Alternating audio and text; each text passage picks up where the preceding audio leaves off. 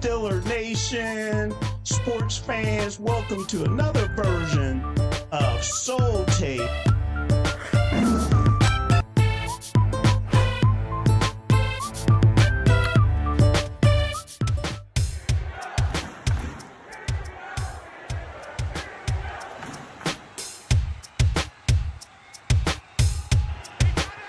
It is a victory. It's called coaching.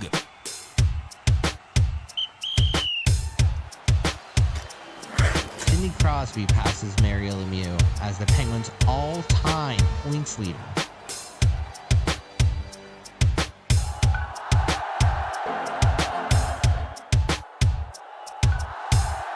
The Pirates have one of the best pitching staffs.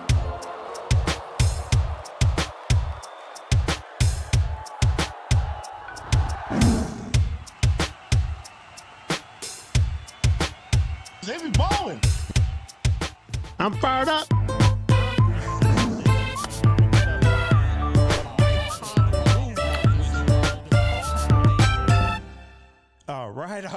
All right. What's up, Pittsburgh and Pittsburgh DSEN listeners and Pittsburgh sports fans, ready for another fantastic show here on Soul Take on Pittsburgh's DSEN. We come to you every Tuesday from 6 to 8 p.m. My name is Kevin Cameron, sitting here with my guy. He is Mr. Ken Craig. What's up, Ken? What is up? It's Tuesday, man. I'm fired up. I'm fired up to talk as sports. well. It is summer. It is July 7th. Okay. And basically, is this the middle of summer or is this the beginning of summer? I mean, this past week, it felt like... man, scorchers, right? Wow. Yeah. I mean, sticky. Anyone from the Pittsburgh area, you know what muggy means, right? And I don't know if that's like a normal word that's said around the country. I think it is, but it was muggy this weekend, or this entire week, actually. I was on the golf course, Good place to be. Always. Yeah, Always. definitely. So it's 87 degrees, what I see right now. But they say it feels as though it's 93, and I'll take it. You know, I love the warm weather. I really do. First of all, let me just say happy birthday to my cousin, Bobby Cameron, out there, or down there, I should say, in Columbus, Ohio. I'm not sure if he's listening or not, but as I said on my text earlier today, enjoy your day. So what we'll do here, JT is out today, so me and you, Ken, will be holding down the fort here for the next 2 hours, talking about everything that's going on from a moving groove standpoint when it comes to Pittsburgh sports. And we want as many people as possible to participate. There's a number of different ways they could participate. They could give us a call. You have that number, Ken? I sure do. If you want to give us a call, that number is 412-213-8995, or text us. We have the text line here, or the text board, I should say, here all throughout the show. That number is 412-218-3888. Also, we are live on YouTube, so please, that chat is we have it up there too. It's on our screens all over the place, so feel free to shoot us a message there and we will answer. All right. And even if someone is watching the recording, once the live broadcast is done, most people do watch the recordings versus the live broadcast. So, but for those that will watch the recording, we want to hear from you as well. We want your comments. We want your texts. So even though you don't call if you're listening to the recording, but please text us or put it in the chat, so on and so forth, and we'll make sure we get back to you. All right. Also, please check out our other socials that we have listed on the website as well. You can go to pghdsen.com if you're not there already. We would love for you to subscribe, not just on YouTube, but please subscribe on our website as well. That's our radio station, and it is free. You can't get any better than having things free. So we want you on both platforms, the YouTube as well as our radio stream. And on the radio stream, you'll get the 24/7 soulful music when we're not doing the live programming. All right, so to kick things off with our first topic today, and it seems as though, Ken, we've been talking about this the whole year, okay? And there's a number of ways we can talk about Paul Skenes, the Pittsburgh Pirates ace, if we could still call him the ace. We could talk about him from a good standpoint, and we have in the past, Ken, when he's been dominant on the mound. We came in here and said, whoo, that Paul Skenes is something else. But unfortunately, this year, it's been too much of, wow, do we still believe in Paul Skenes? What's going on with Paul Skenes? Well, first, I want to go over his last 7 games. 7? What about 9? All right, we'll do 9. I just had it pulled up here, and it has last 7, last 15, last 30. Okay, so I was just going to worry about the last 7, but I don't know where 9 is. But and the reason I'm saying 9, because the Pirates have lost 9 of his last starts. Sure, okay. Even though, and you're probably getting 7 because he was probably part of the decision for 7 of the 9. Yeah, or the other 2 were probably games where he wasn't part of the decision, win-loss decision. Okay, got it. So I didn't know if either way, that's how the Pirates website had it broken down. But his last 7 games, 0-4, 4.62 ERA, 37 innings pitched, gave up 36 hits, 19 earned runs, 13 bases on balls, and 54 strikeouts with a 1.32 whip. 1.32. And what did you say his ERA was over that span? Over the last 7 games that he has started, he has a 4.62 ERA. Okay. And is probably a run lower for the whole season. So for the whole season, his ERA is 3.62, yep, which is 32nd in the major. So there's 30 teams in Major League Baseball. Yeah. He's 32nd. So that still qualifies you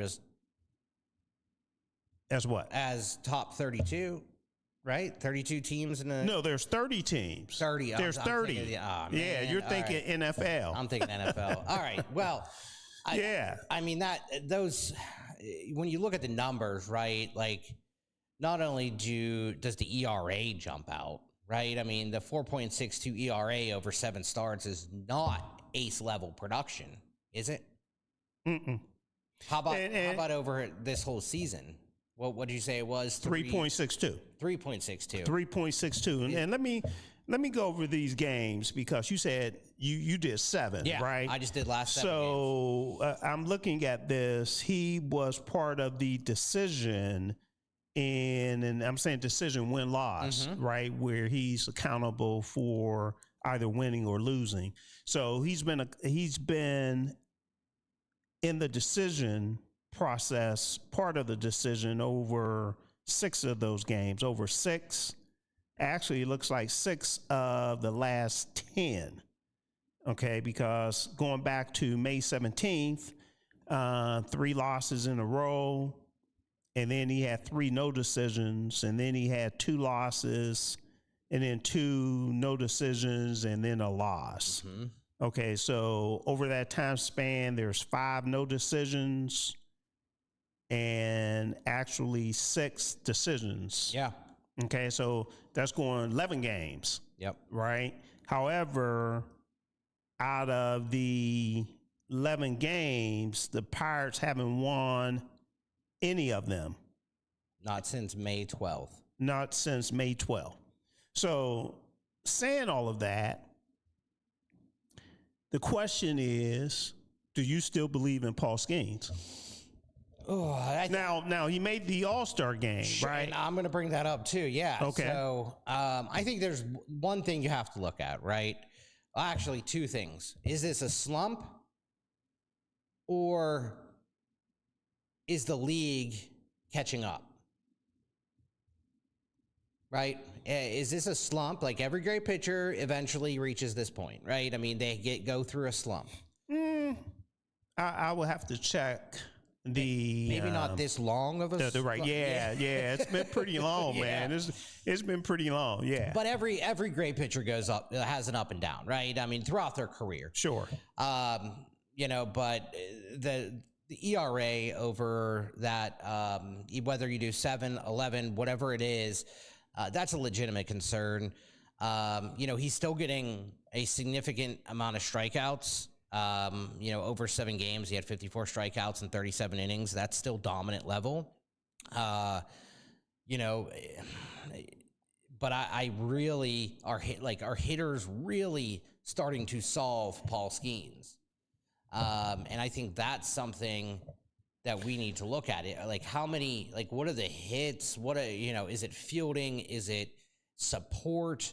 Does Paul Skenes have support of his team during those games? I know earlier, you know, a few weeks ago or maybe a month or so ago, we talked about him not getting any run support when he's starting. Sure. Right. But if you look at some of these games, you know, I'll have to go through and look at the scores in some of these, but you know, is that still the issue? Not. It is. Let me say that it is, but maybe not as much. And I'll take a look at the last game, and we have to keep in mind the amount of runs that are scored when he's on the mound. Yep. And not on the bench out the game. Okay, so the Pirates lost to Philadelphia on Wednesday, 10-6.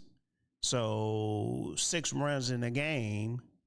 You would think that you have a good opportunity to win. Right. Matter of fact, it's like a 98% chance to win with Paul Skenes on the mound. However, when he left that particular game, the Pirates didn't score 6 runs. They scored a lot of those runs once he left. So to answer your question, and then the game before against Cincinnati, the Pirates lost 6-4. And I'm looking at the game against the Marlins. Okay. Right. I think it's the game before that. Right. He pitched 6 innings. The score was 2-1 at the end of the 6 innings. The Marlins ended up winning 4-2. Right. So even though they were down by 1 run, they ended up losing by 2. You know, they ended up scoring. Yeah. You know, an additional 2 runs. So. Yeah, I mean, you have to look at these aspects of it, you know, and so I asked the first question, is he still our ace? Right? Is Paul Skenes still our ace? You know, I say yes. You say yes? I do. I think the numbers aren't backing it up right now. A couple weeks ago, I was still saying yes. Yeah. A couple weeks ago, I was still saying yes. But what about Braxton Ashcraft? Ashcraft, yeah. So I think that Braxton is giving Paul Skenes a run for his money right now. I think Braxton is, I mean, he's pitching out of his mind right now. I think he's, you know, 1A to 1B right now alongside Paul Skenes. I think, you know, Paul Skenes is still the 1A in my mind.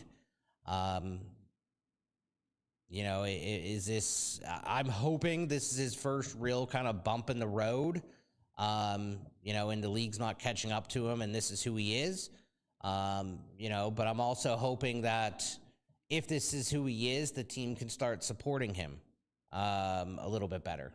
Yeah. Right. And start closing out some games for him. Braxton Ashcraft, 9-3 this year. Pretty good record. Yeah, it's really good. ERA 3.24. Not bad. I would like to see him get that ERA under 3.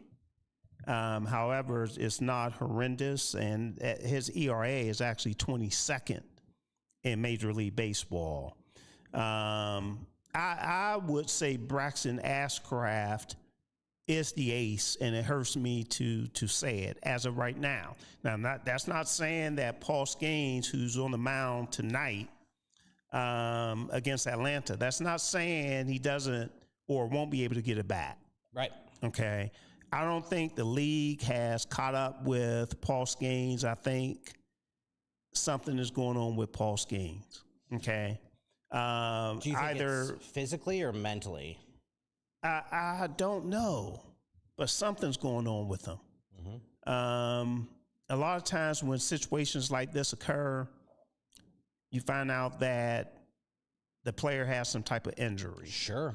Yeah. Or something is going on in his personal life or her personal life. I can't put my finger on it. I looked at some of the way, or I should say, I looked at when he starts his pitch, okay, for lack of better words here, where he starts his pitching motion is what I was looking for. Right. With the pitch clock, that's something that should be looked into a little bit more. Is he throwing? I mentioned this before. Is he throwing a curveball when he starts his pitching motion at 7 seconds, and is he throwing his four-seam fastball when he starts his pitching motion at 4 seconds? I just think it's something that should be looked at. But to answer the question, I do still believe in Paul Skenes. However, I think right now the ace is definitely Braxton Ashcraft, because your ace, when you need a big win, you should be the main person that is the key to getting that win. And right now it's not Paul Skenes. It's just to be honest about it. Yeah. Is it okay for a team to say our ace may change from month to month? I think so. Yeah. I think so. It's kind of like football, right? For those head coaches that are brave enough to pull their starter to say, hey, he's not getting it done right now, but we're going to give him a chance somewhere down the line. And with baseball, you don't have to worry about doing that. It's just based on when you pitch again, you have to show that you're still that guy. Now, we talked about the All-Star. Can I ask one more question about Paul Skenes? Obviously, the Pirates hired a new pitching coach this year, right? Yes. Bill Murphy, right? He spent a long time with the proven guy. Yeah, Houston Astros. Spent a long time. Do you think he has implemented anything with Paul Skenes that has changed his delivery? That's a good question. I'm not sure. I looked into that as well. I didn't have a chance to really dive more into it. So I really don't know. Okay.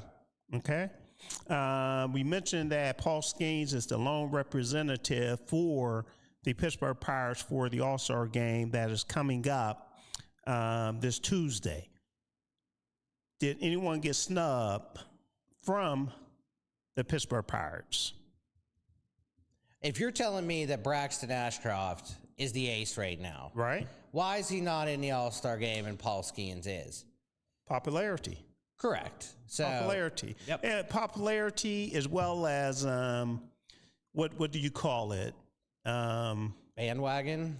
Not bandwagon, but built up laurels, for lack of better words. Okay. And I'm using that a lot today. Reputation. Reputation. Reputation. Yeah. I mean, people want to see the stars, right? That's what the All-Star game is about. Paul Skenes is a star, and it just is what it is. The All-Star, until the league takes All-Star voting out of the fans' hands completely, that's what's going to happen. Like it or not, that's the way it's set up. Right now, I think baseball has, at least something, at least a decent game for their All-Star game. I think it's better than the NFL. I think it's comparable to the NHL. So I don't think that there's going to be any change anytime soon by taking the fan voting. It's a extremely engaging practice and exercise, and it gets the fans engaged. So, you know what? If that means Paul Skenes gets in over Braxton Ashcroft, I'm okay with that. Yeah, as I look at the roster, though, Nick Gonzalez, third baseman or infielder, I should say, he's having a really good year, batting .312, number of home runs, 4 home runs. Also, Brandon Lowe. Brandon Lau. Sorry, I keep calling him Lowe. Yeah, and I'm just going down the list based on my list here. Ryan O'Hearn, 284. Let me see. Home.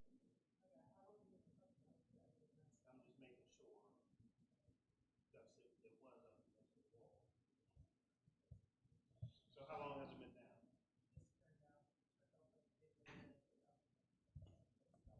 Yeah, I mean, I have comments on the YouTube that are talking about Skenes and how he. What is that?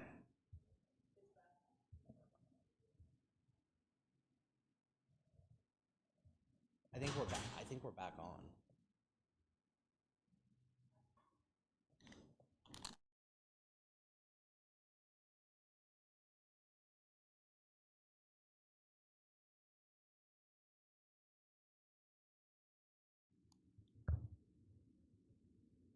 Okay, we are back on. Sorry about that technology drop there where we lost our signal. I can't remember, Ken, exactly where we left off. However, it was regarding the All-Star game, which is this Tuesday in Philadelphia. So I'm getting a little bit of feedback as well. Yeah, that's. I had my computer volume on. Sorry about that. Okay, no problem. But we do have a few comments here on YouTube on the chat here. I just wanted to go over them really quick about Paul Skenes. First one is, call me crazy, but I don't think Skenes wants to be here. He doesn't. His comments about salary cap and his views on his own play are questionable. And then Skenes is on the third highest scoring team in the league. If he played 500 ball, we'd be above 500 right now. Good points. But again, out of the last 11 games in his defense, I guarantee you at least 7 of those games, he didn't get the proper run support. So I think there's accountability that goes around. Yeah. Okay, but he definitely shouldn't be an all-star. As you said, Ken, I think Braxton Ashcroft is more deserving. Yeah. Okay. So let's move on. Just really quick. Okay. We didn't bring up the breaking news that happened right before. I'm glad you mentioned that. I actually have it right in front of me as well. Connor Griffin was actually placed on the 10-day injured list, retroactive to Monday, July 6th. This is what you're talking about, yes, Ken, right? Correct. All right. And recalled infielder Jack Brannigan from AAA Indianapolis. And anytime there's moves with the Pirates, you could go to our YouTube channel and stay updated with the posts that we put out there, because we make sure we put all the relevant news on YouTube. If it's not relevant, because the roster is always changing, there's a good chance you won't see it. But if it's relevant news, yes, we do put it out there. Okay. This is the second time, if I'm not mistaken, that Connor Griffin has been on the injured list. He just recently came back, and hopefully he won't be that player that is injury prone. If you feel what I'm saying, Ken. I'm feeling exactly. This might have just been one of those kind of freak accidents. He broke his finger. Well, whatever he did to his finger. And hopefully it's just a freak accident. This doesn't continue to happen. He's a young kid, though. Hopefully he comes back pretty quickly, because he's just too good of a player to have on the sidelines. All right. Big news out of the NBA.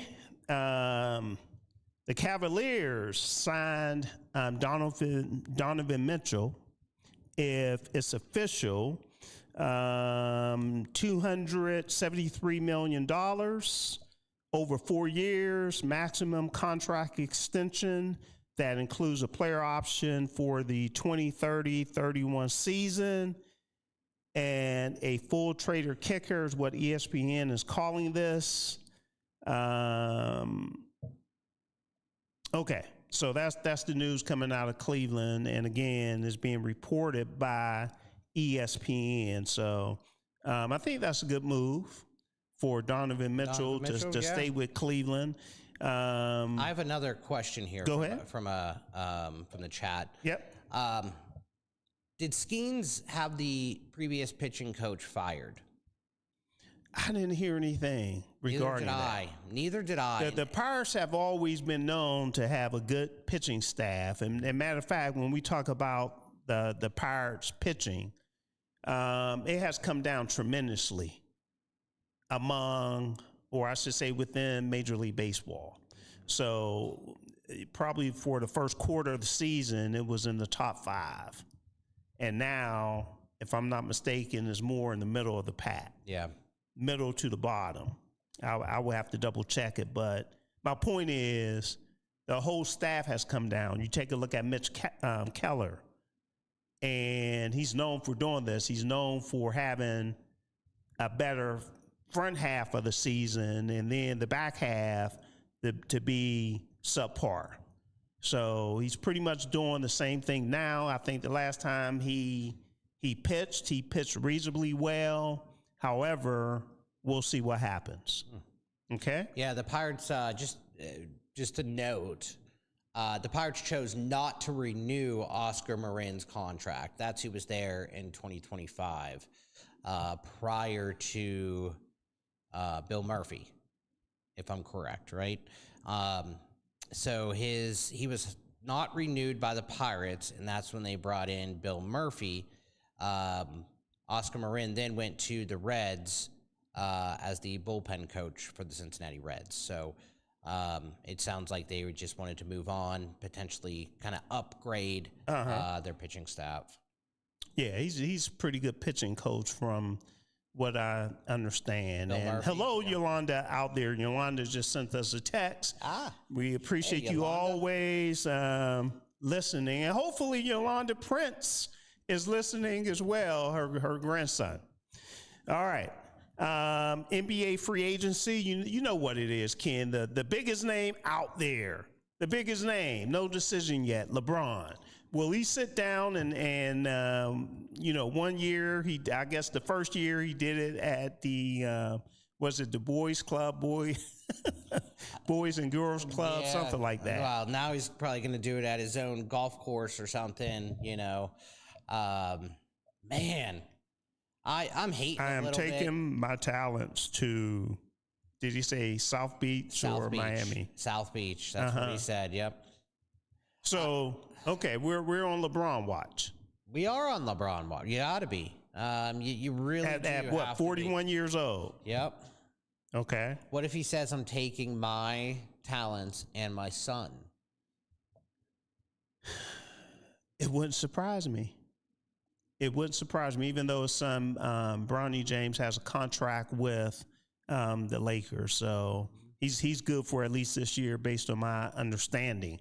Now, maybe he'll do it in reverse, Ken, to try to make up to Cleveland. Maybe he'll say, hey, I'm taking my talents back to the Northeast. Maybe. To Cleveland. Wasn't someone just signed with the Heat? I believe so. We'll have to let everyone know exactly who that person is, but I do believe I did see Or traded some moves made. One of the things that came out as well from a player movement or non-movement standpoint, 3-time MVP, Nikola Jokic actually decided to hold tight and not sign a new deal as of right now. So he's going to wait. Well, let me just read it here. Reaffirmed his desire to extend his contract with the Denver Nuggets and finish his career with them, but he said he plans to wait to sign the deal. So that has been big news in the NBA, as well as a retirement that went down. Ken, I'm not sure if you heard about the retirement as well, but Kyle Lowry decided to retire, and I think he went back to Toronto and signed a 1-year deal. And Kawhi Leonard went back to Toronto on a deal as well. So he went back. The last time he was there, they won the championship, and we'll see what happens in the East when it comes to the player movements and everything. But free agency is still going on, and we'll see what else happens. There's talk about Anthony Davis as well. I know Philly made some moves, and we talked about the big move that they made with Jaylen Brown last week, and we'll see what that does from a improved standpoint. So, we'll see what happens in the NBA. Well, and have we talked about Giannis going to the Heat? Giannis. Antetokounmpo. I shouldn't have even tried without looking at it. The Greek freak. Yeah. Have we talked about him going to the Heat? We did. Okay. We did. I just know it was official. It's been made official. So, it seems like they've completely restructured their roster to bring Giannis to South Beach. So I wonder if that's going to impact anything from King James. You mean possibly going back to Miami? Yeah. I mentioned before, I think there's some bad blood there with the president of basketball operations, Pat. What's his name? Pat. Riley, right? Pat Riley. Yeah, Pat Riley. So I think it would be Cleveland or Golden State. I think there's a reason Draymond Green actually didn't sign this player option. I just don't believe that came out of nowhere. So again, from a LeBron Watch standpoint, I'm looking at Cleveland or Golden State. So we'll see what happens. And I want to make sure we covered everything. From a salary cap standpoint in the NBA as well, the NBA decided to raise their salary cap 6.5% to approximately $165 million. So I'm not sure if you had that news there as well, Ken. But it is time for our first break of the day, and actually we're past our first break. So we have some making up to do. We'll touch on the WNBA when we have a chance, but when we come back, what we'll do, we'll talk about our Pittsburgh Steelers. Right now, today being July 7th, training camp, Ken, is actually in 3 weeks. 3 weeks. 3 weeks. I shouldn't say real football, but real football training will occur where people's football and pads. I'm okay with that. People's football lives will be on not on hold, but be at stake. Yeah. Okay. In 3 weeks. I just need a good shot of football in my veins. I hear you. I hear you. It's coming. So when we come back, we'll talk about the Pittsburgh Steelers linebackers. Where do the Pittsburgh Steelers linebackers rank in the NFL heading into training camp? And we'll also talk about tennis. Wimbledon is still going on, and there's been a lot of good matches. I can't wait to talk about the matches. I saw a couple earlier today, and Coco Gauff is doing her thing. So we'll see how long she could keep it together and see how far she'll be able to go. So we'll go ahead and take our first break, and we'll get to everything right when we return.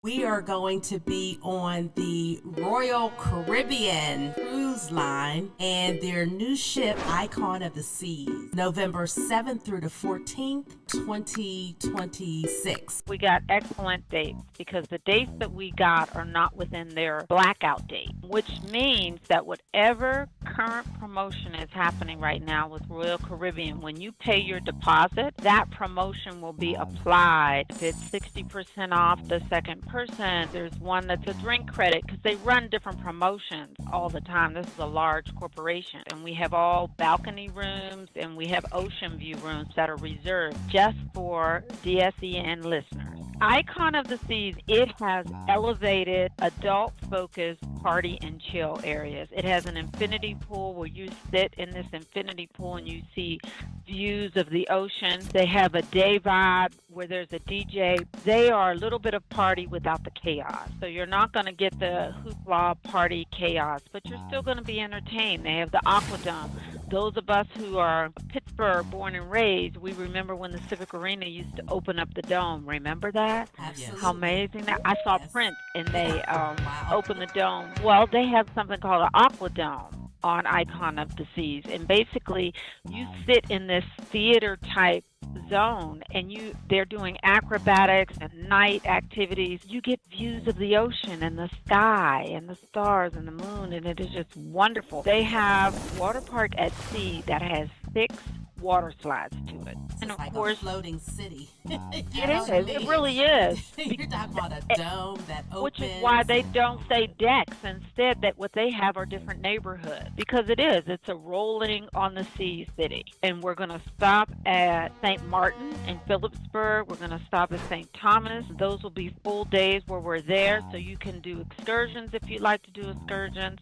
And of course, there's the perfect day at Coco Gauff, which is Royal Caribbean's private island. And we're going to have a special reserved section for DSEN listeners. It's going to be a wonderful time. While we're on the cruise, we're going to do some trivia. Of course, we'll have a welcome cocktail as well as a farewell dinner. It is not just limited to the radio listeners. Bring everybody. The deposit is $250 per person. You can go to Pittsburgh's DSEN's website to find out all the good information about the cruise, Icon of the Seas. I even love the name. No, I love it. I'm a cruise fanatic. I'm ready to go home and start packing. So I- I'll see you ladies later.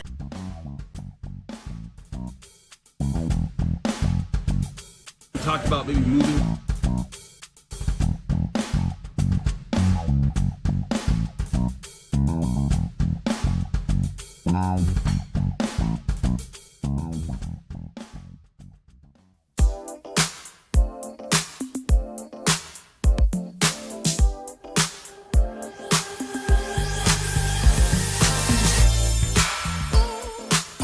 Hey, we are back. This is Soul Take on Pittsburgh's DSEN. My name is Kevin Cameron. Sitting across from me is Ken Craig. We're holding down the fort. JT James Taylor is not with us today, but hey, the show must go on. And we've been having a ball talking about our Pittsburgh Pirates who they're taking on Atlanta. The first pitch should have occurred already. That was a 6:40 start. But we talked about if we still believe in the Pirates ace, Paul Skenes. I think we both said yes. Is that true, Ken? I think so. Because you said you still think he's the ace. Yeah, I'm not ready to jump off the bandwagon. Okay, because I'm saying Braxton Ashcraft is the ace as of right now, and that's just based on results, even though I still believe in Paul Skenes. Yeah, and Okay. again, I just want to clarify that what he's doing is not ace level. Not at all. But I'm not ready to jump off the bandwagon. Okay, and then we talked about NBA free agency, and the big fish that's out there right now is LeBron James, even at 41 years old. If you missed any of it, you can go back and check out what we talked about. A couple other players for the NBA as well. Now, let's move on to our Pittsburgh Steelers, and if you would like to be a part of the conversation, the numbers are on your screen if you're watching on YouTube. If you are on the radio stream, the numbers are on the website, pghdsen.com. So the question is, or I should say the topic, how are the Steelers linebackers from a ranking standpoint in the NFL? Now, Ken, we're doing this collectively. So we have edge rushers as well as we have middle linebackers. So we could break it down anytime we prefer, or any way we prefer, I should say. Okay. Now, I'm going to start with the edge rushers. Yeah, that's how okay. I just so you know, that's how I broke it down. I did edge and then Got it. middle linebacker. So edge rushers, that group is led by who, Ken? Well, I mean, the newest paid player in the NFL, right? No, I'm kidding. TJ Watt. TJ Watt. Trying to throw me for a loop there. I was trying to. Yeah. Former defensive Is player he, of the year. How many? I said former. Okay. Yep. 2 times. 2 times. Is it 2 times? I'm trying to go from top of my head. You should be right. Okay. Yeah. Can he have a bounce back season? Yeah. Okay. I think he can. Keep in mind, he's getting up there in age, right? He's not 25 years old anymore. But I think he's a smarter player than he was at that age. I think that execution is going to look really different this year. Okay. I think that, how do I say this? He's not going to be as predictable this year. No. I think he maybe was a little new moves or what's going down? Maybe new places on the line. New places on the line. He was a little stubborn in years past. New defensive coordinator with some new tricks. Yep. Some new playmakers on the defensive side of the ball too. The Steelers might have 3 of the edge rushers on the field at the same time as well. Yeah, absolutely. Okay, which should, make things more difficult. I mean, when you have Highsmith and you have TJ Watt and you have Herbig all on the field at the same time, it's like, okay, who do we need to block? Right. Okay. But so that's 3 of them. 3. Okay. Let's hear from the leader real quick. We have some sound from earlier in the year when it was mandatory minicamp, and some of the things you talked about, Ken, TJ Watt talked about it as well. So let's hear from TJ Watt. You around the defense more. I know that we've talked in the past about that, but new defense, could that be a thing that happens this year? Yeah, I think in the past it was a little bit more me being stubborn, and I think this new system allows a lot of it built in, so I really can't say that I have to move with it. A lot of us are interchangeable parts. You're not just learning your position, you kind of have to learn the whole defensive front structure, because we all are basically interchangeable and do different things, so I think you're going to see a lot more movement out of not just me, but the whole front. That's a great move about how getting to know you guys and you guys can help us out and make sure you guys I missed a lot of those. I know. My first day here, I saw one of the rookies get up there and give a presentation on some hip hop group. I'm like, what is going on right now? I have no idea what's happening. And I guess they're like, yeah, they do this every week. I wish I would have came in early to see something. What is last two? Maybe if it's really I think more than anything, it's just great energy, great love for football, wanting to break it down and make it make sense to you, but also having a lot of walkthroughs. It's been very beneficial to us, so that we're not just sitting in the classroom the whole day. We're actually getting up and having those interactions with other teammates where we're looking at the big board and having that walkthrough time. TJ, we didn't see Alex out here. Did he talk to you guys about not being here today, or was that you guys communicated? I don't know if I can comment on that. Yeah, he's sick. Cool. Thank you. Well, I don't want to put his sickness out there. He's sick. How much does it help you guys to have, you, Herb, Highsmith, and even Sawyer? How deep is this pass rush? Oh, we're deep. Obviously, just our room, but the defensive front as a whole is really deep. And we really care about each other, too. That's the cool thing about this group is we're constantly trying to help each other out. We don't care who makes the plays. We just want to be as successful as we possibly can. We want to work together and just continue to grow. And I'm just really happy with how things have started this season. Thank you, guys. Thanks, guys. All right, so there you go, Mr. TJ Watt, and TJ only had 7 sacks in 2025.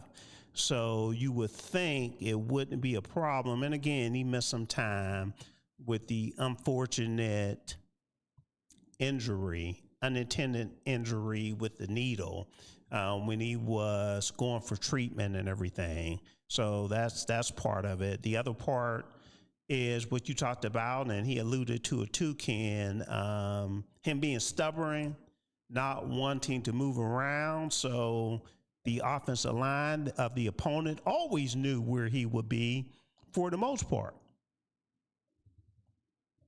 Yeah, and I think that's predictable, right? You can't, I mean, you got to throw in some different stunts. Like you said, even putting different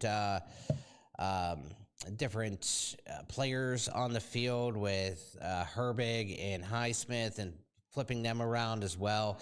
But I definitely want to talk about this. Are they a top tier, elite level? I think so. Do they execute as an elite level? Not last year. Okay. But they have the parts. It's one thing when you don't execute because you don't have the pieces. Yeah. The Steelers have the pieces. Yeah, I think we have, I think TJ Watt is still an elite pass rusher. I think that Highsmith is a really good pass rusher and a really good run defender. I think TJ Watt's a really good run defender as well. So, do I think we have elite pieces to be one of the top linebacking groups in the league? I definitely think so. I don't think we're there yet, though. Right? I don't think we're there. We've given up too many yards on the ground. Right? We've just given up too many yards, period, overall.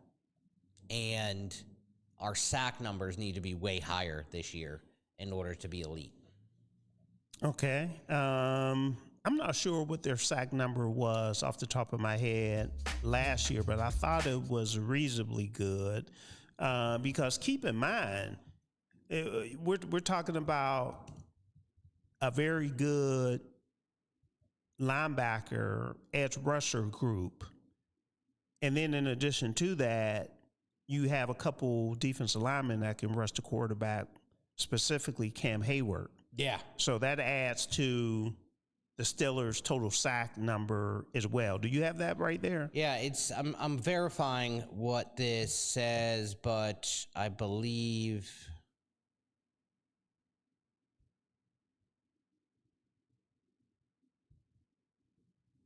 if I had 31? 31, you're saying the ranked? No. Okay, yeah, well, we need to figure that out. But that doesn't off the top of my right. head, I would say the Steelers were probably like number 8 or 9 in sacks in 2025. But it should be pretty, in this day of technology, it should be pretty easy to bring that up. So I'm getting what this shows here for the regular season, 31 sacks for 192 lost yards. We had 9 interceptions. We'll figure it out. Yeah. Ken. So let me in 2025, the defensive leaders, and again, that's team, or that's individuals. We need to go to team here. So defensive leaders and team. And when we go to sacks, 48. That's what I have. 48. 48 total Yes, sacks. 48 And, total and where sacks. does that rank? That's what I'm looking up here.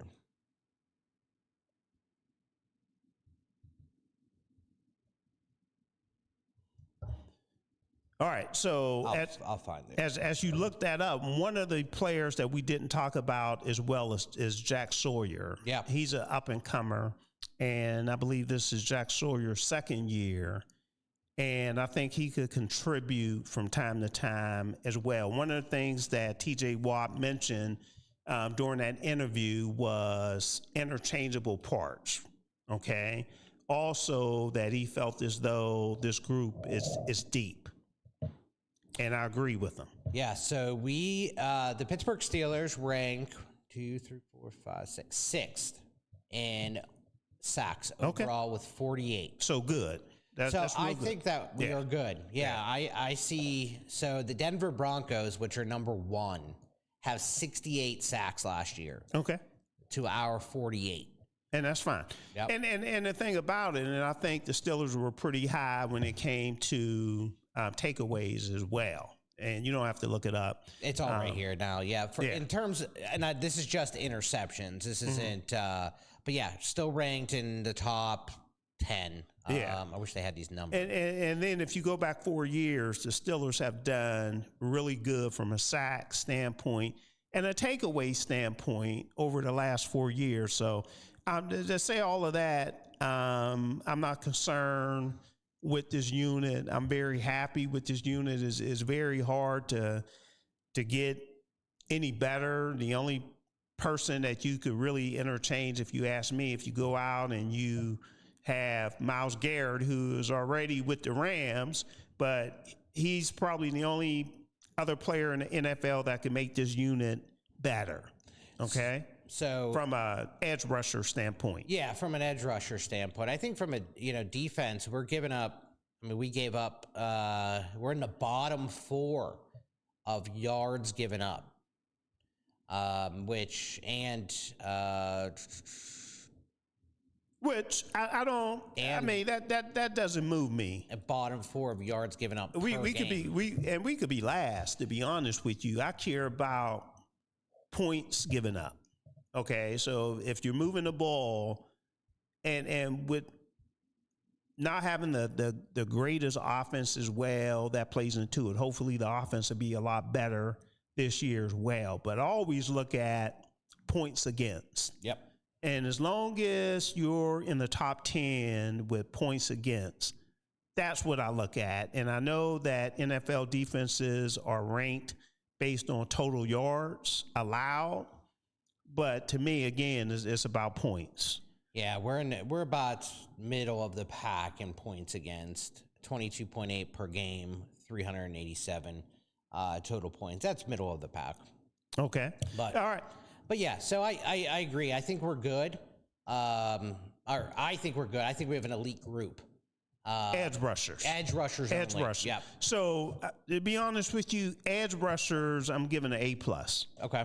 Edge rushers. Now we'll talk inside backers as well, and we have a video that I would like to show from earlier in the year, probably a month ago, mandatory mini camp. The linebackers out on the south side doing some drills during mandatory mini camp, and you can go ahead. The production team could go ahead and run that, and we can talk through the drills as well. I think it's Alice Highsmith, and we'll see when it comes up who's actually out here. And for the people on the radio stream, we'll keep you posted as far as what's going on as well.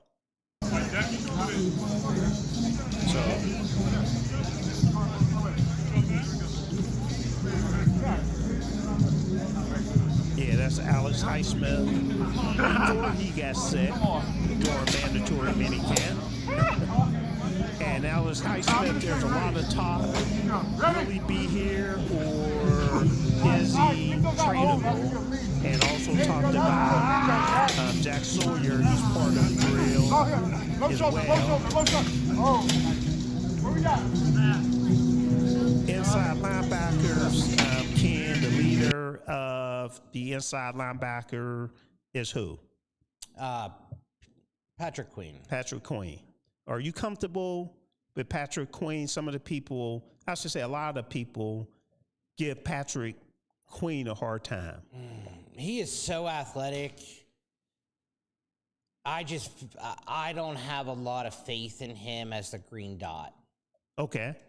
Wow, that's saying a whole lot. I think he's smart. I just think that maybe it's just me, but I feel like when it's all on him, right, to do everything out there, to get everyone set, call the plays, identify that, But he's a vet, Ken. I mean, he should be, This should be old hat for him. I know, but expectations are really high, and I feel like he just hasn't hit them yet. Okay. I look at the game, like his first game against Baltimore when he was a Steeler, right? And he just took over that game. Fumbles and fumble recovery, interception, took over that game. And then there's some games where you're like, what are you doing out there? Okay. I'm more optimistic with Patrick Queen. I really like Patrick Queen. I know with him and the former defensive coordinator, Terrell Austin, there was some disagreements that they said animosity. I'm not sure about animosity. I think it was just disagreements with some schemes of the defense. And they said that they pretty much, they were able to work it out where they both agreed on the way things should be done. Now, Patrick Graham is in place, the new defensive coordinator, new opportunity, a new reset, a new scheme. We'll see how things go. Patrick Wilson was limited last year, but he's back. We'll see if he's able to be a 3-down linebacker, or will he just be pretty much a coverage linebacker? So I think there's some questions there from an inside linebacker standpoint.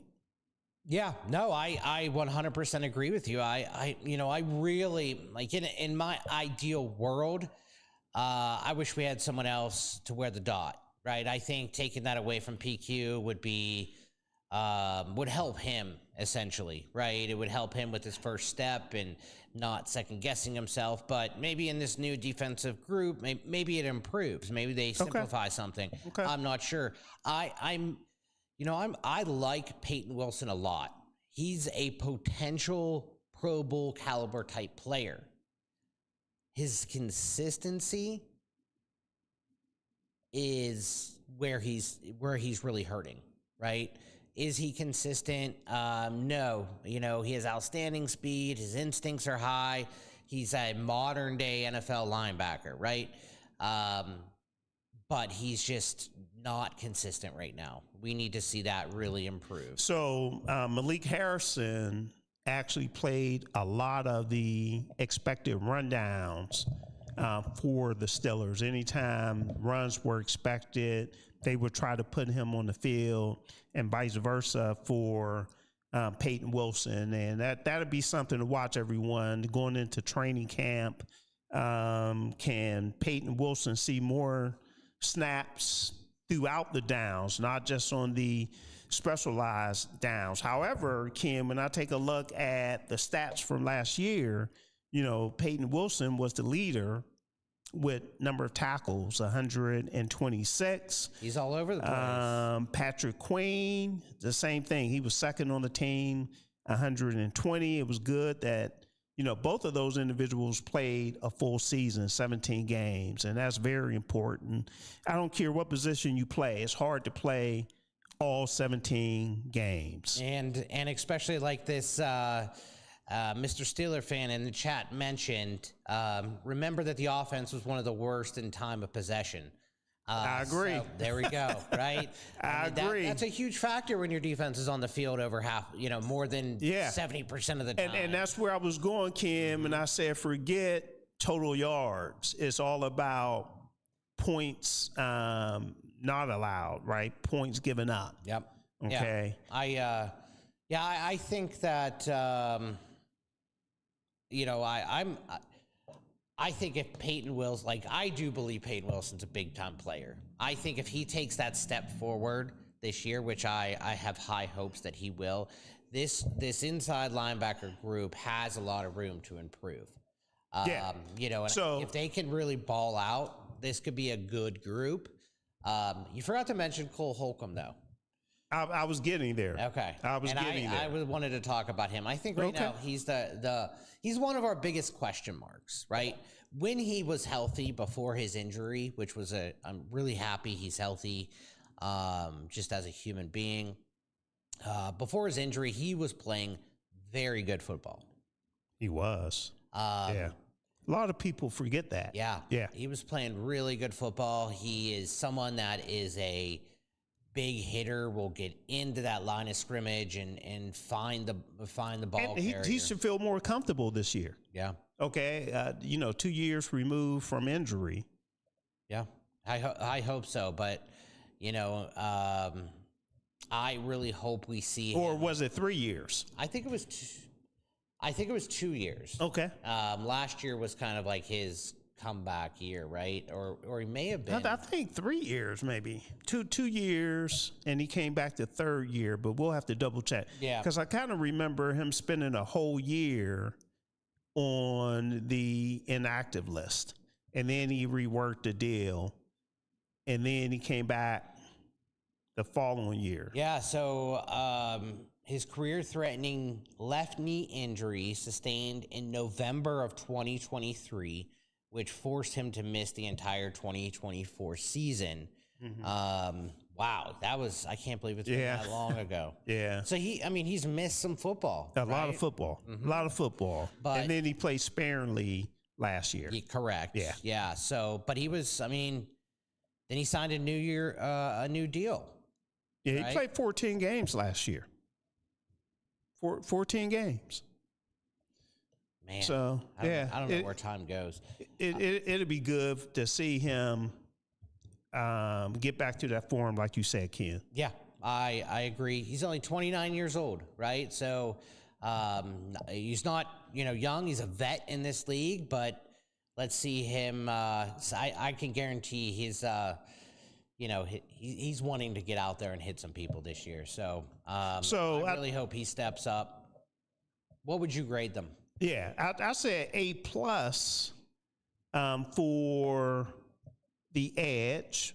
What did you say for the edge? Yeah, I'm going to say just an A. Just an A for the edge. Just an A. I can't. We need Myles Garrett to get an A+.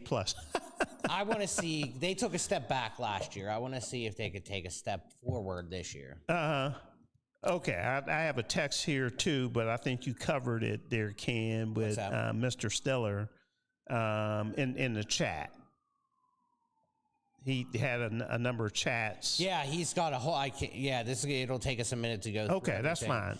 Yeah. Someone sent it to me, so the production team. I just wanted to make sure we acknowledge that. Oh yeah, and I'm going back and forth with him right here. He's made some really good points. I think if you want me to just run through it real quick. Okay. He brought up the Patrick Queen. Can he handle the biggest difference there?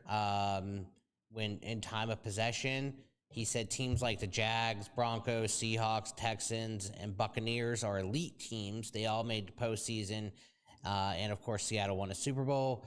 Patriots were ranked 6th in the league, by the way. Also, also made the Super Bowl. Great team, shut down the run every week. I do believe that all. Good point. Yeah.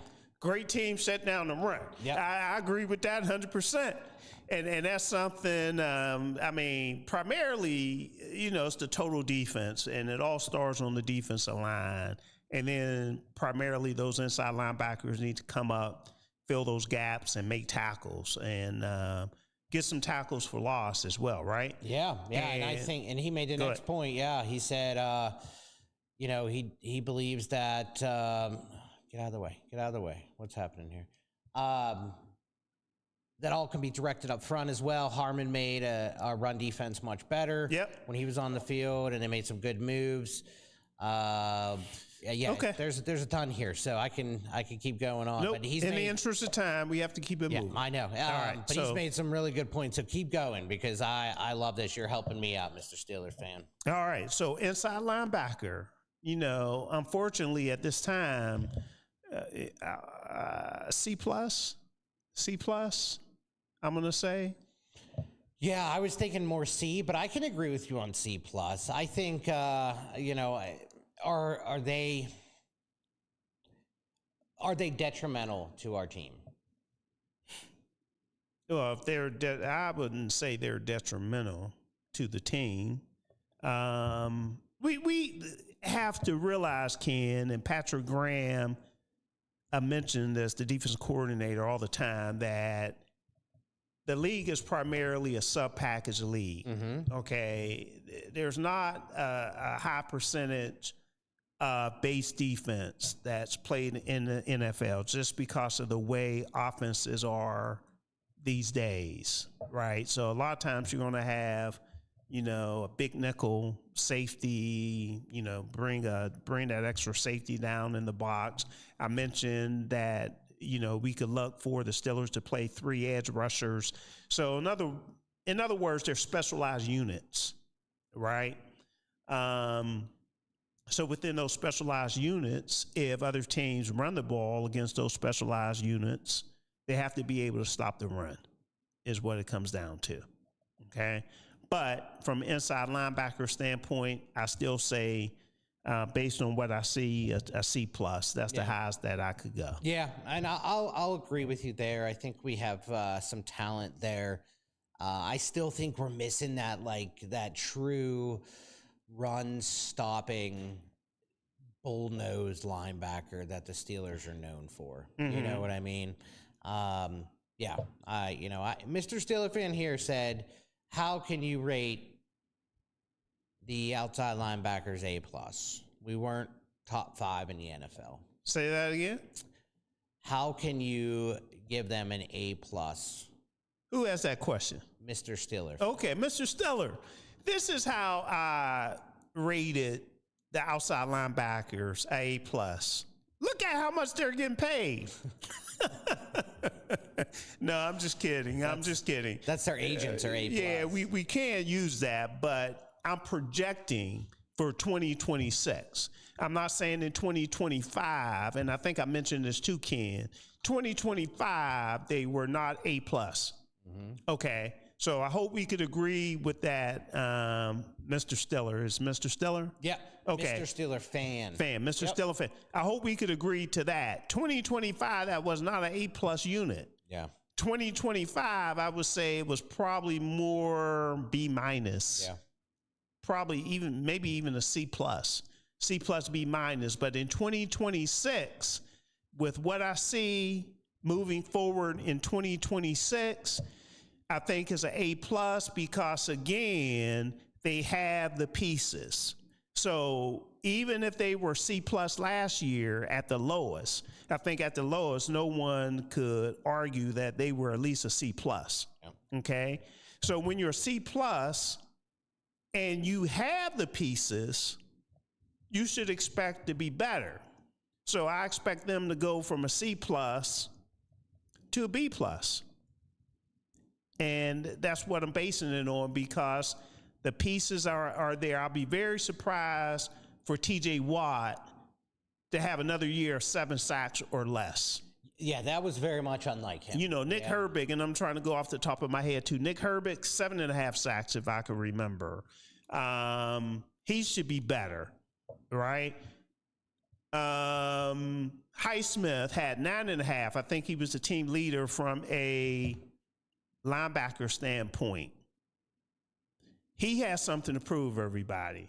He got paid a couple years ago, but Nick Herbig is making more money than Highsmith right now. There's a lot of chatter right now as far as, is he trade bait? Will the Steelers trade him? He has been the most productive edge rusher last year anyway. He was the most productive, and what's his downfall, Ken? Health. So if he could stay on the field, he should be even better. I'm going to say it right now. If Alex Highsmith is on the field, he's going to have a double-digit year. If he could play all 17 games? I would say 16.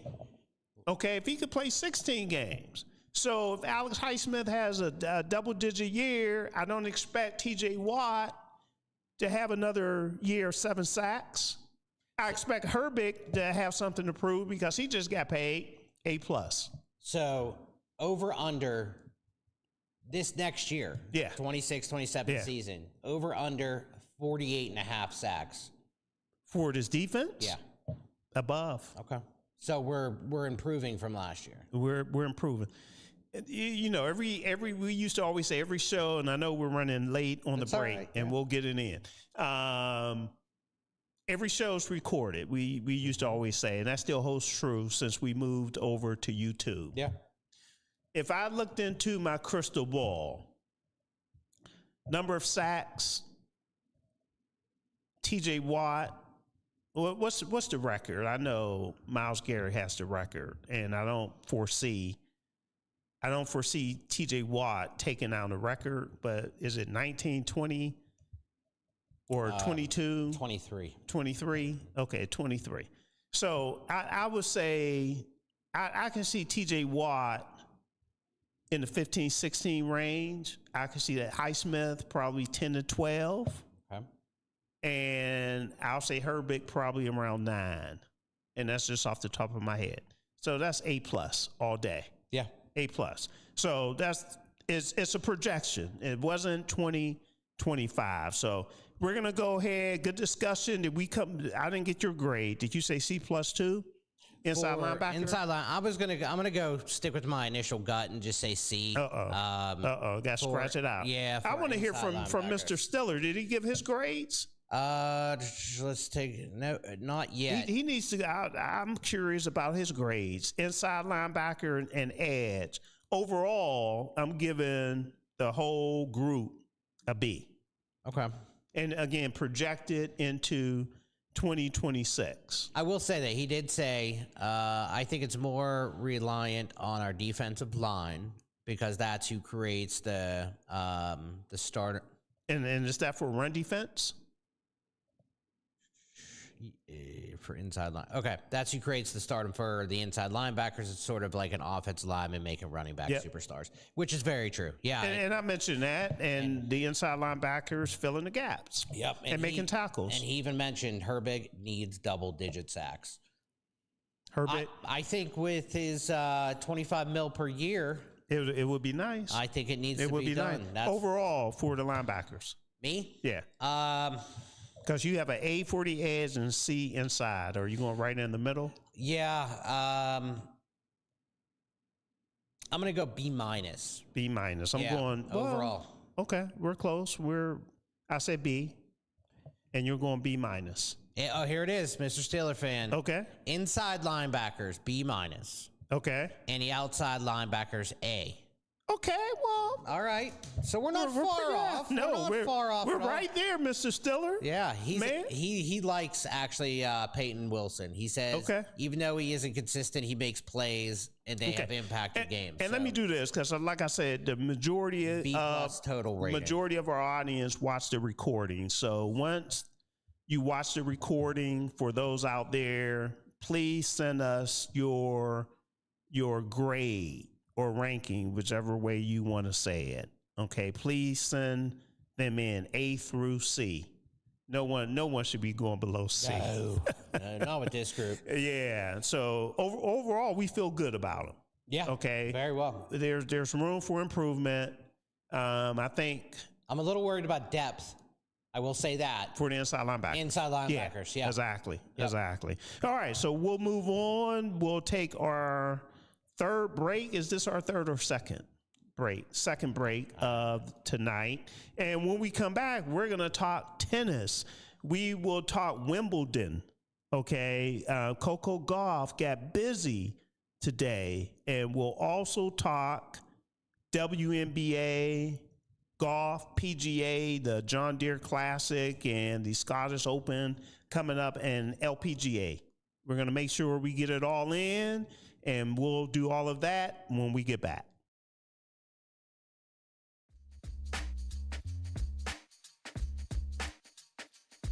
Looking for a cost-effective way to help increase your company's bottom line? Look no further than Soul Pit Media. With our award-winning print, internet, podcast, and Soul Pit television options, we can help your business get to that next level. For more information, contact Craig Dawson at 412-407-7685. That's 412-407-7685. And let Soul Pit Media take you to that next level. Business owners thinking about back-to-school promotions and replacing summer flavors with pumpkin? What about your taxes? Reduce your stress and tax liabilities by planning for tax time now with Cameron Professional Services Group. CPSG takes your goals, values, and visions to create a custom tax plan catered specifically to your business. We work closely with you to ensure that as your business grows and goals shift, so will your custom plan. Located in the Hill District in Pittsburgh, PA, CPSG is a CPA and consultant firm providing services in accounting, auditing, tax planning and preparation, community development, and operational management. Call Cameron Professional Services Group today at 412-251-0607.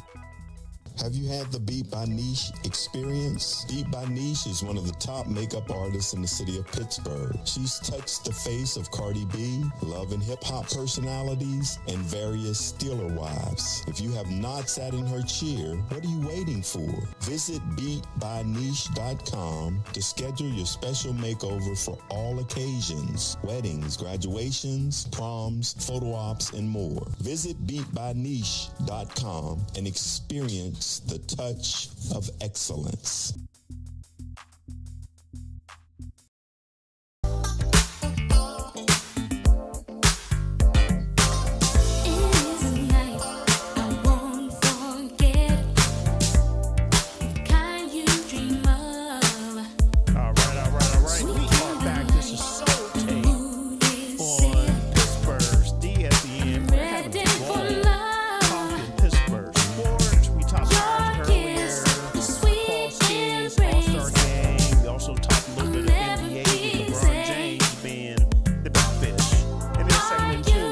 Done breaking down our Pittsburgh Steelers linebackers.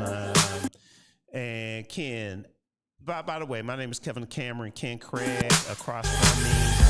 JT, he's not here today, but we're holding it down. But from a linebacker grading and ranking standpoint, I didn't have a chance to really take a look at the money. I mentioned it, but I'm not sure if it's top 5 in the NFL or what. Yeah, I'd have to go back and look after this offseason. I'm not sure where we fall. There's been a lot of money spent on some defenses across the league. Yeah.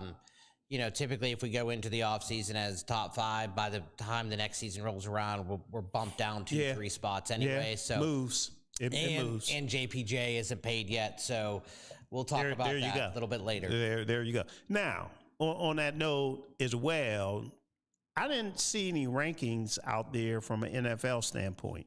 Did you? In terms of total linebackers, edge rushers? No, I haven't seen any of them. So maybe we're ahead of the game. Yeah, I mean, there's so out of the top 32 teams, you'll put the Steelers where?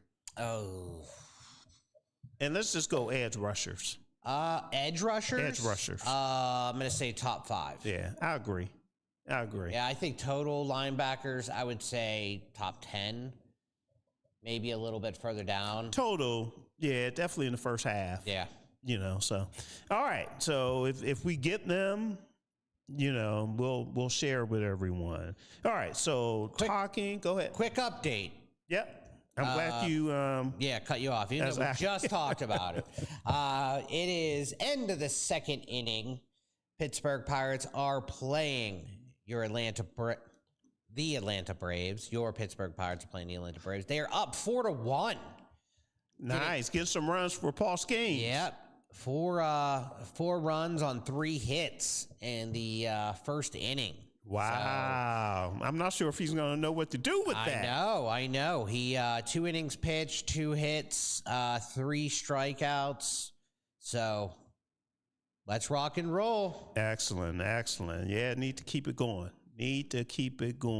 Now, just to go back to the Pirates real quick, we answered the question if we have or if we believe in Paul Skenes, but do we believe in the Pirates?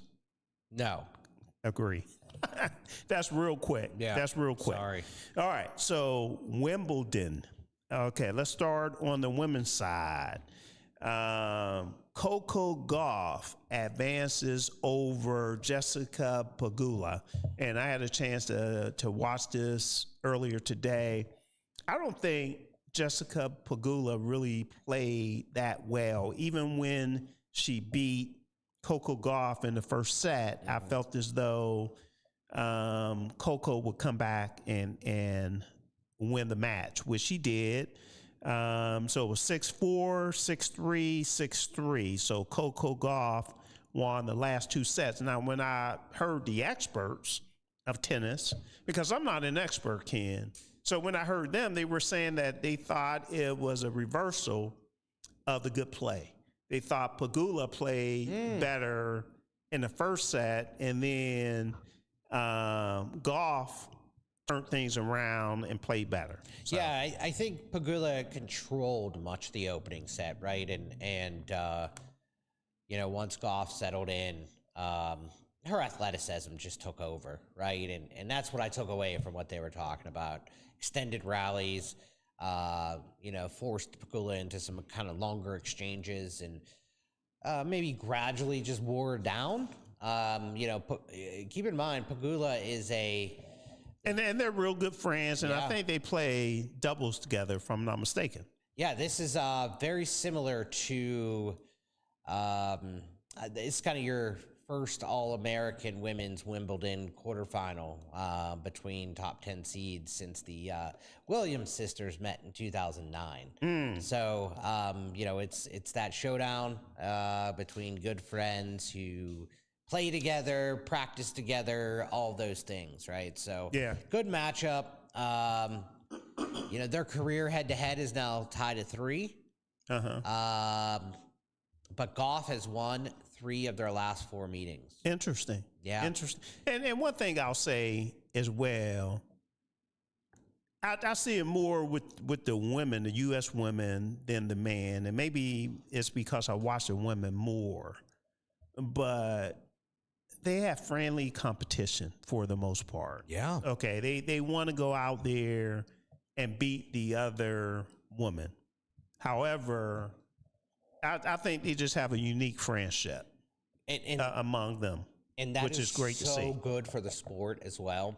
Not only for those two, but for the sport. I mean, this has become one of women's tennis best matchup, best rivalry, right? This has truly become one of those rivalries between these two. So I love watching these two. I think anytime you see a Pegula and Gauff matchup, you got to turn it on.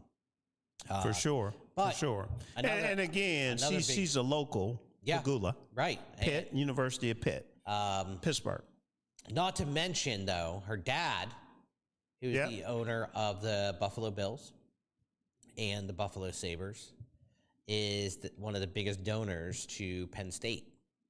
Okay, yeah, you mentioned that before as well. Yeah. Okay, you were about to scare me. I thought you were saying was one of the biggest something else. I'm not going to say. We're not going to go there.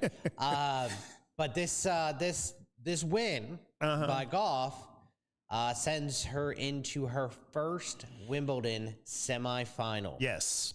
Now, very important milestone. Not only that, now since she's going into semifinals, she's been in the she would be in the semifinals of every major.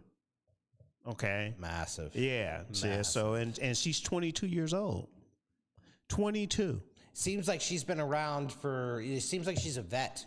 But keep in mind, she came on the scene when she was 15. Exactly. And I think she's the next one.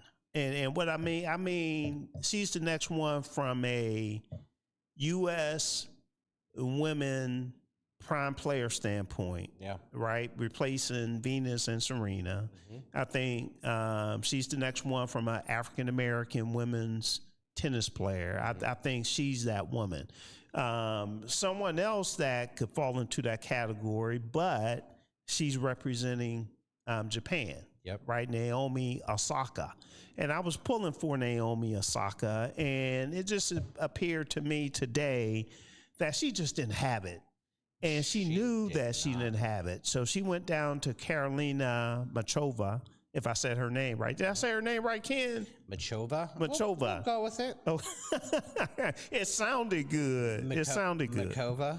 Okay. We'll go with Muchova. Muchova. Yeah, I don't know. All right, but it was a 7-6, 6-4 win for Muchova. And so I was, she was the number 10 seed. Naomi Osaka was the number 14 seed. Mm-hmm. But Osaka was playing good tennis. Well, she just upset the world number 1. She just upset Sabalenka. Yeah. Right? So she's walking in full of confidence. I mean, and that could work against you too. Nailed it. Yeah. Nailed it. Because even though she, the first set, the second set is when Osaka's level like really dipped, right? And Muchova remained composed and kind of just closed out, worked through the match, closing it out with an ace. And it's just, she just couldn't keep up. They were, the first match was close. The rest of them weren't that close, but. All right. So on Thursday, Coco Gauff will be going up against Karolina Muchova in the semifinal. And then the other side of that, let me take a look. This is also her first Wimbledon semifinal. For who? Muchova. Okay. So they're both playing in their first. Mm-hmm. And she has a 9-match grass court winning streak. Interesting. All right, so there's a couple quarterfinals that needs to be played as well, and that will be played tomorrow. And it's Linda Neskova against Elise Mertens. That's one match, and the other one is Marta Kostuk against Jasmine Paolini. Okay. Is there a chance that... And that Jasmine Paolini, I really like her, so hopefully she'll be able to pull that out. Is there a chance that Gauff and Muchova play each other? Let me take a look at the bracket and see what the bracket is here. Let me go over to the women's side, and we have the winner of, who did you ask? Gauff and... Yeah, it will have to be because they will move on to the semifinals. So it is going to be those two. It looks like in the bracket, 10 and 7 are going to face each other. Based on the bracket I'm looking at. Yeah, that's what I mentioned. They actually play Thursday. Okay. But Muchova and Gauff plays Thursday, and the other 4 players play tomorrow. Man, okay. That's going to be a good match. Everyone tune in for that on Thursday. Now, on the men's side, as I bring it up here, I did have a chance to watch a little bit of Sinner yesterday, as well as he took down Struff.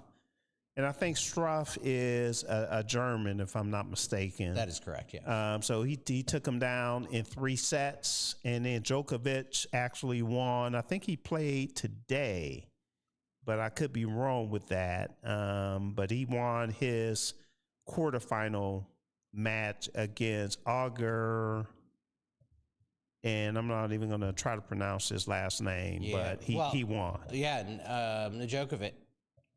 He was the 7th seed, beating the 3rd seed. Yeah, right. So him and Sinner plays, and then we have another quarterfinal with Fritz, who's a U.S., going up against Verick, who is a German, if I'm not mistaken. Yeah. And it's another 6 seed versus 2 seed. Fritz is 6 seed. So, and then we have Caboli and Ferry in the other match. Were you going to say something else? No, I was just going to lining out that Fritz is coming in as a 6 seed versus a 2 seed, so could be a U.S. upset over the Germans.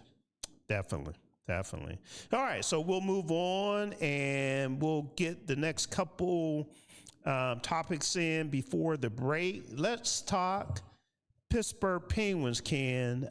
What is the latest going down? I know that the Pens, what can I say? Not eliminated, but prevented arbitration with some players here. Yeah, quite a few of them, actually. So, you know, I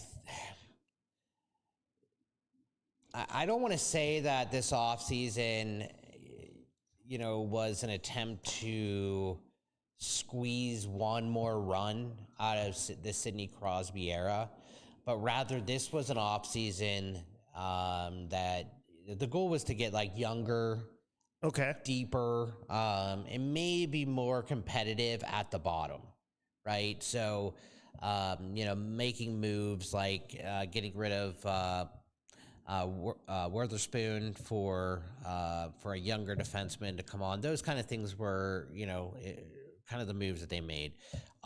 Will every move work? I'm not sure, but okay. So first off, let's talk about the recent re-signs, the extensions that they handed out to avoid arbitration. All right. So, you know, we're going to talk about our goalie, Artur Shilovs. So one of the more interesting moves, I think, Artur Shilovs, they extended him 1 year at $2.8 million.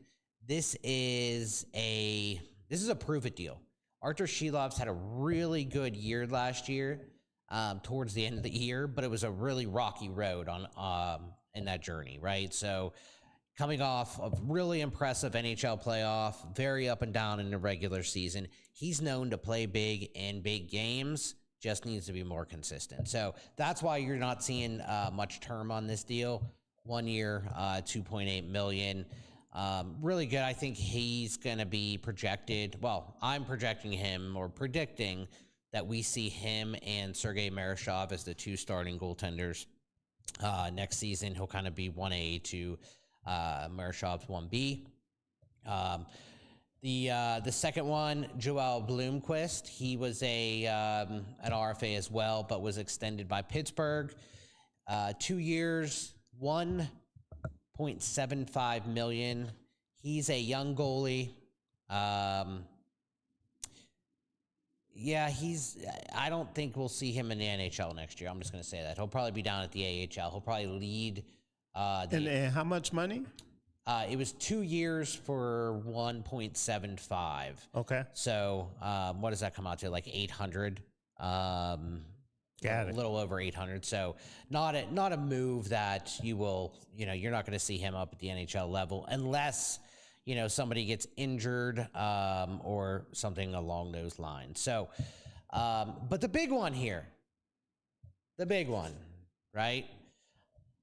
Igor Chinakhov. He was the player that the Pittsburgh Penguins traded for. He signed a 3-year, $18.75 million, which averages out to $6.25 per year. Okay. So he is the biggest kind of offensive gamble of the summer, right? He was traded from. And what position again? He's a winger. Winger. Right? He's a Russian winger. Played with Malkin last year. He came over from Columbus, played 43 games with the Pittsburgh Penguins last year, had 18 goals, 36 total points in 43 games. Okay. That's coming over only having like 6 points with Columbus. So absolutely just needed a change of scenery, former first round pick. He's everything that the Penguins wanted in these kind of trades. They are betting on his upside, right? Got it. So big deal there. But the Pens made some moves in free agency as well. Okay. Did you hear about any of those? Tell us. All right. Let's talk about it. I know the Pens have some money. Yeah. To throw around. They do. They're it's dwindling down, but we still got around 25 mil. In free cap space right now. Okay. So probably between 15 and 25. I'm here. Yeah, that's right. Roughly. Yeah. Yeah. So we brought in Andrei Kuzmenko. To a classic prove it contract, 1 year, $5 million. We brought in Hendrix Lapierre One of the more intriguing young additions, former first-round talent.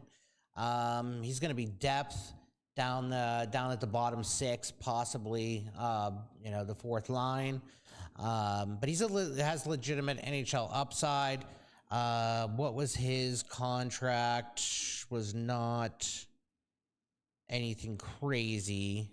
I have it right here. 4-2 Pirates, bottom of the third. Nice. As an update. Nice. So we signed Hendrix Lapierre to. Oh, I take that back. I'm sorry. Pirates just scored 7-2. Whoa. Whoa. All right. Let's get some run support. Yeah. Man, Hendrix Lapierre, again, 24-year-old.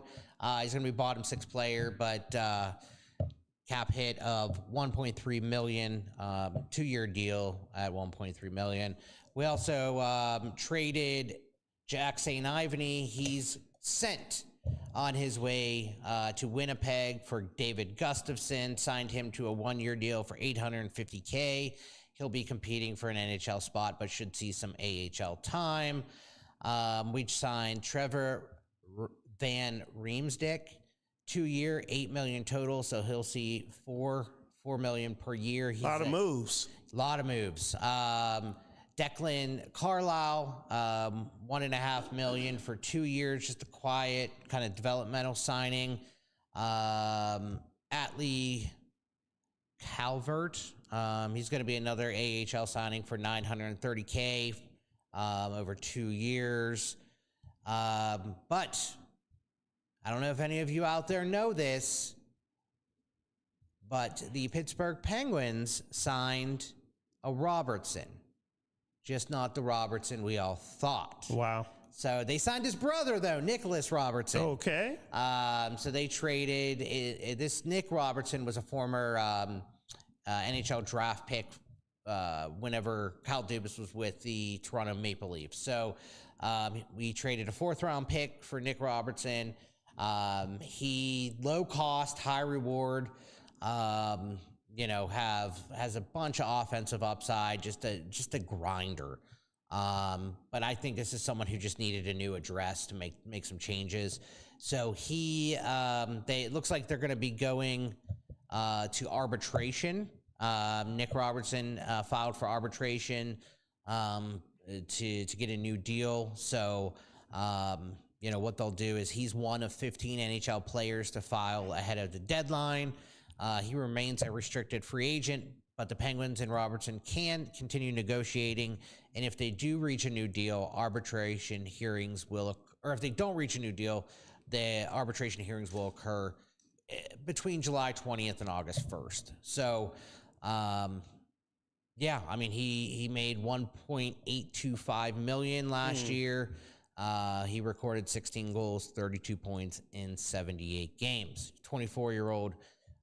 So we'll see what happens there. I'll keep everybody updated. But man, there's a lot. The overall theme: just get younger, be competitive. And I think one thing that's happening this year that there isn't a single move yet.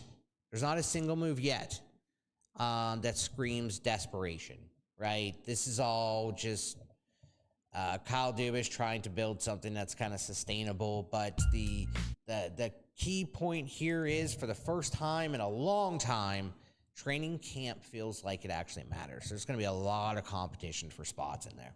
Cool. So that's your Pens update. And as you heard, a whole lot is going on. So we'll keep you posted right here on Soul Take and Pittsburgh's DSEN. But we will go ahead and take our last break of the night.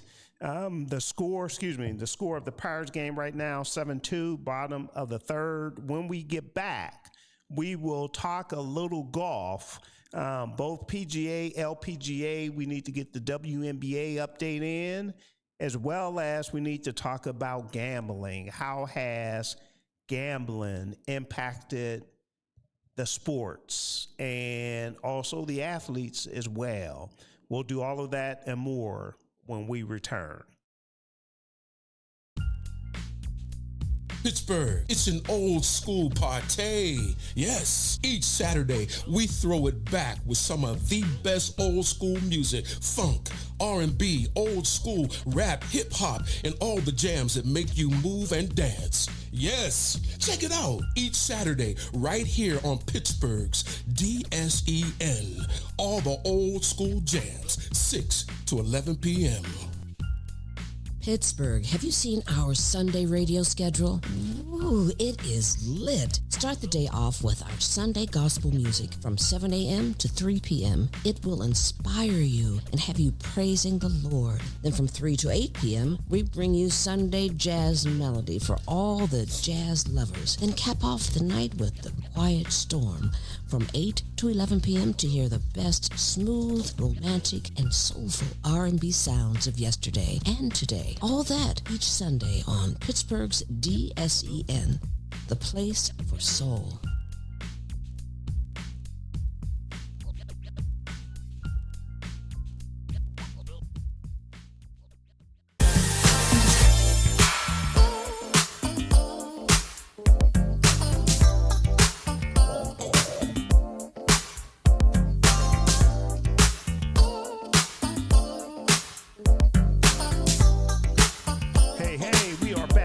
Take on Pittsburgh ESPN. Thanks for coming back. We have been talking a lot of Pittsburgh sports. That's what we do here on Soul Take. My name is Kevin Cameron.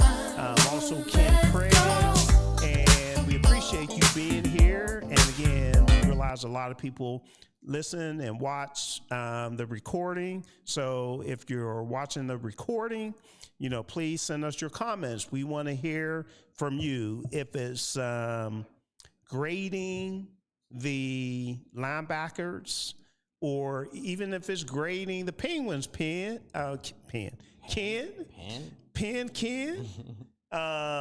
Matter of fact, what kind of job is Kyle Dubas doing so far? Do you think? A very good job. This offseason. Yeah, this offseason, there's a lot of, so there's still a lot of time left in free agency. There was a lot of very big contracts that were signed. One thing that Kyle Dubas said is he's learned from past mistakes.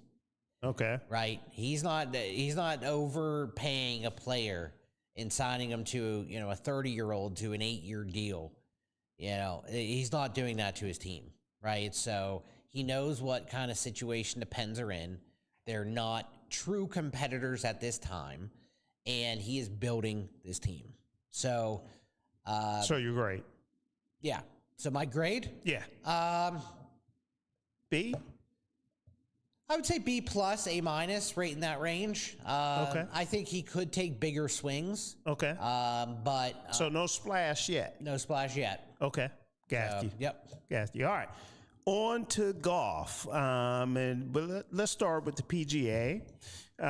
Chris Gauff, if I said his name right, won the John Deere Classic, his third PGA Tour victory of the season. So he's pretty hot right now. Well, and last week, I don't know if you recall this, but I had mentioned he was one of the only multi-tour championship winning player to be playing in that tournament. No, I don't remember. You said that? Yeah. Okay. Did you pick him? I didn't pick him.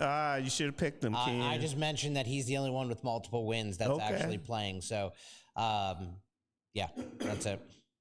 All right. So he actually shot a -20 to win that particular tournament. And who else was on that leaderboard?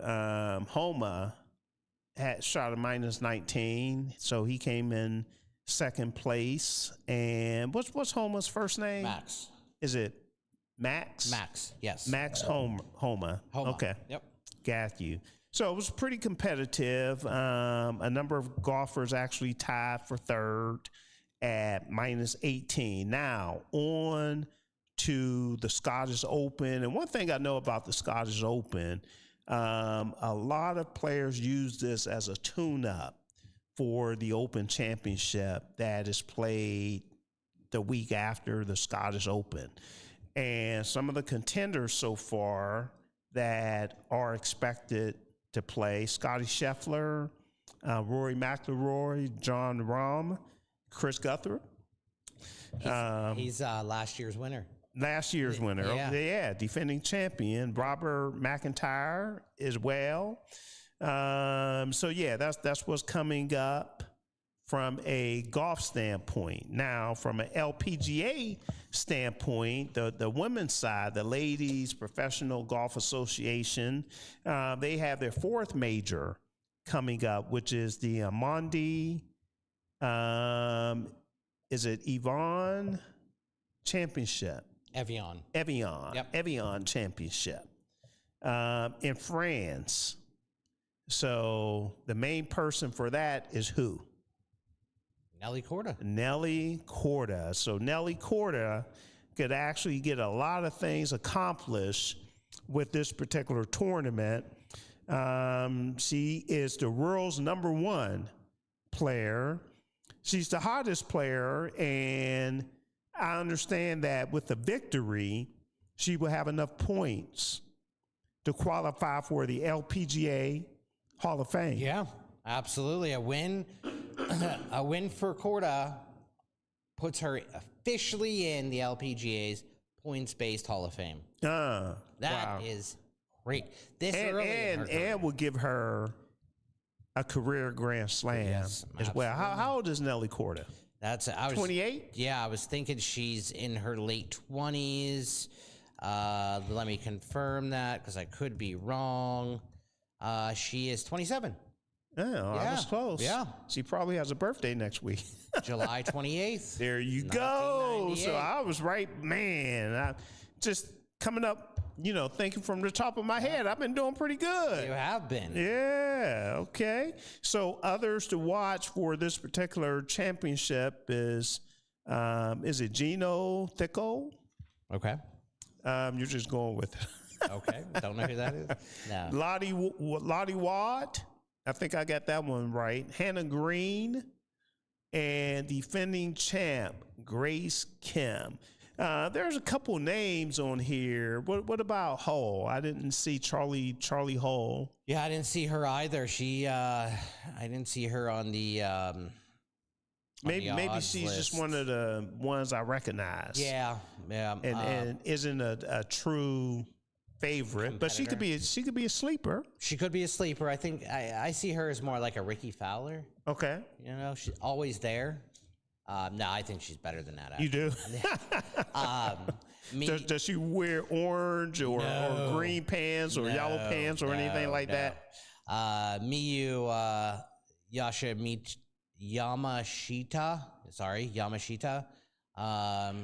Looking at a plus 1,400 potentially, and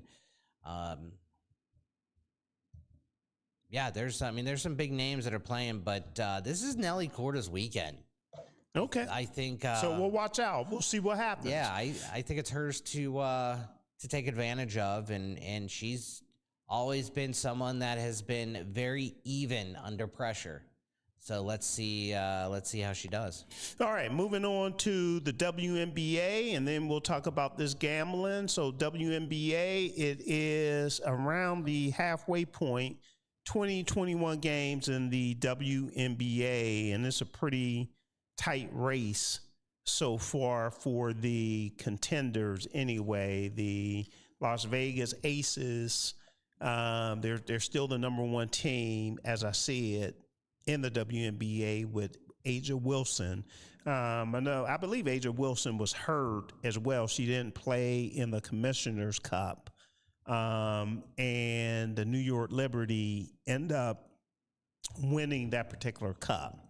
But the halfway point is still the Las Vegas Aces #1, Minnesota Lynx #2 at 15-6. They're both tied. Those two teams, the Golden State Valkyries #3, Dallas Wings #4. So those are the top 4 teams, and then the New York Liberty 13-8, Indiana Fever 12-8, and Atlanta Dream 12-9, and the Washington Mystics 10-10. So those are the top 8 teams at the halfway point in the WNBA, and we really don't have much more time to get into the specifics unless you have something, Ken. Nope. All right. So moving on to gambling. It seems like, Ken, every time you turn around, there's somebody that is getting in trouble with gambling. So I thought about the impact on players. And we just got done talking about, who was it, Brendan Sorsby. Yeah. Okay, that he was hoping that the NFL would have had a supplemental draft so he could move into the NFL. And I haven't heard anything lately as far as his plans moving forward. No, and I think my understanding is that he's going to seek reinstatement next year because the NFL is not having this supplemental draft. So, I'm unsure of what's going to happen from here. We'll definitely keep an eye on it. All right. So it's formalized gambling. And let me just go back. There's a lot of aspects to this formalized gambling. And since the U.S. Supreme Court overturned the federal sports betting ban in 2018, legal sports betting has expanded rapidly across states, changing the sports landscape. So it used to be taboo for the most part for sports leagues not to get involved on the gambling side. Yeah. Now it's a big money maker. Yeah, or see commercials, sponsorships, right? All those things that used to be very taboo now are becoming regular. Yeah, and some of the players that we mentioned, one that got in trouble from a gambling standpoint. It used to be a player rarely getting caught up in it, like a Pete Rose. Yeah, right. We all know about Pete Rose. He still isn't in the Hall of Fame, if I'm correct. No, you're correct, yeah. So, and that's the main reason he's not in the Hall of Fame. Mm-hmm. So now a lot of these players are at risk because gambling is all over the place. So it's hard for them not to at least see it. Now, if they get involved, that's a whole different story. And I actually did a search on some of the players that got caught up over time. Jonte Porter. Yeah, huge one. Yeah, bet on NBA games and share confidential information and received a lifetime ban from the NBA. From an NFL standpoint, Calvin Ridley bet on NFL games while away from the team. He was suspended in 2022. In baseball, there was Jessica Pegula, bet on baseball games, including Pirate games. Lifetime ban from Major League Baseball in 2024. So I can go on and on and on. Oh, yeah. And I mentioned this previously too, the high school kids. It is different than us going to high school, right? Mm-hmm. It was very difficult to do bets. Now you can do bets on your phone. Yeah. Right. Yeah, we didn't have so you're right. We barely had a home phone. Right. So I think the league has a responsibility. And when I say the league, I'm talking about all leagues, the NFL, NBA, Major League Baseball, NCAA. They all need to get in front of this because they're making money off of it, Ken. Well, and I think that's the biggest thing But they're asking the players not to make money. Yeah, I think that's one of the biggest things that I wanted to bring up here, right, is number one, you will watch a show where they are talking about punishing. You will watch a show where they will talk about punishing whether a student athlete, an athlete, or a pro athlete, whatever, however, and then go to a commercial, and that commercial is about gambling, or FanDuel or DraftKings, whoever it is. It's beside the point, right? So they're earning money. They're advertising. Some of these even have it on their jerseys. Yeah. Right? Yeah. And that you're saying the players... In the stadiums and everything. Yeah.